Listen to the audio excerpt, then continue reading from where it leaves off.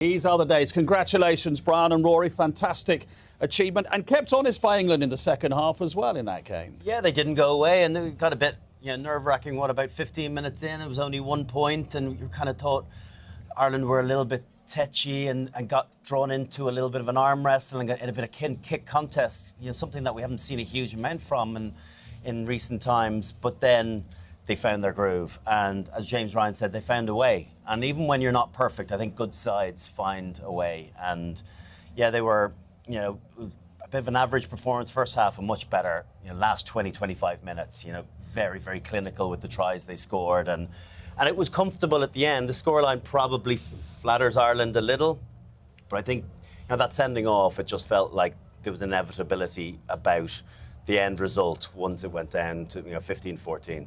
And that's the key. They've always found a way this season. We talked about what happened in the second half at Murrayfield, and the best teams do that, Rory, and Ireland have underlined that, haven't they, this afternoon? Yeah, they have. That's a fantastic win. You can see the stadium still full here, the noise going on, all the singing, and look, James Ryan said it, that is one of the biggest moments in any person's career, but these guys in particular. And I think we talked about last week in Scotland how they tactically outsmarted Scotland, and this time was about after 50 minutes of the second half. Like Dricko said, it was a wee bit kind of not brilliant. England were playing really, really well, and then they just kept coming back down the short side. And when you're a number down, you always are worried about the open side, and then just kept coming back, and they scored both the tries in this corner in front of us by coming back down short sides. You know how hard it is to win a Grand Slam, so what would you say about Ireland's achievement this season? Oh, huge congratulations. I mean, definitely the best team won today, but the best team in the championship won. So, huge congratulations to Ireland. Also, special Johnny Sexton, a real special moment. And it is a big year, like it or not. For them to nail that game today was fantastic. But also, I've got to say, this time last week I was kind of in shock, and this time today I'm very proud of that England team. They really put it to the Irish team. Farrell especially, really impressed with him. Great shot there with his dad.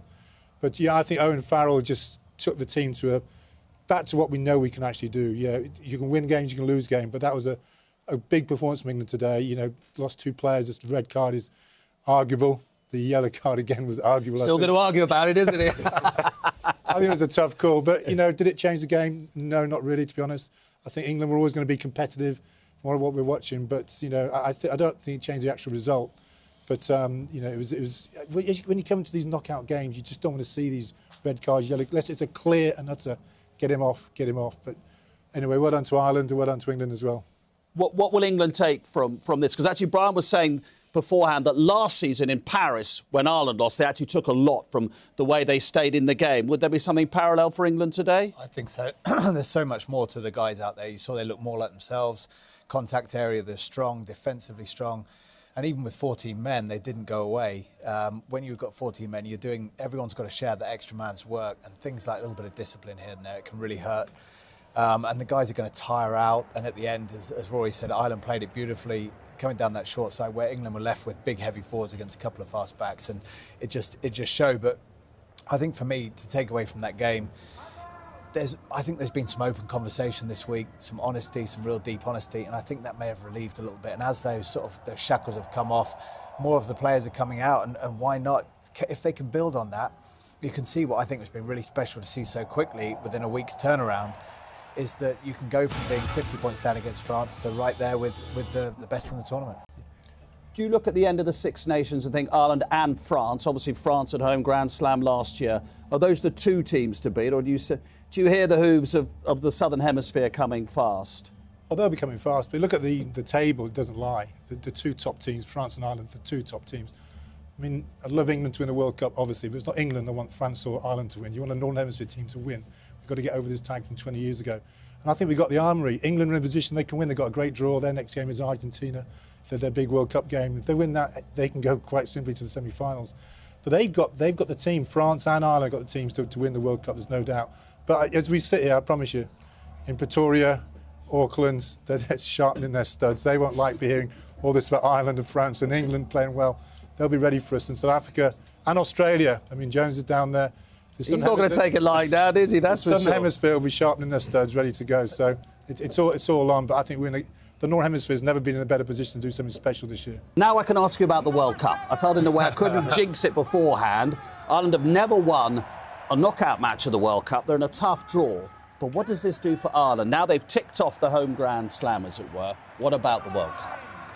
I guess in many ways, does it ratchet up the pressure all the more now? The level of expectation, certainly in this country, we think that we can go on and achieve not something that we haven't done before in getting to that elusive semi-final, but actually getting to a final. And God forbid, can we say it out loud, winning a World Cup. You know, they are #1 team in the world. And I think that when you start getting text messages and notes from them down in the Southern Hemisphere, in New Zealand, in Australia, about how good this Irish team is, they've grabbed the attention of everyone in the world. It's not just a Northern Hemisphere victory for them. I think they really have embraced this #1 tag and they're enjoying it. And all of these little wins along the way will add to the confidence and the circumstances that will arise over the course of a 7-week period at the World Cup.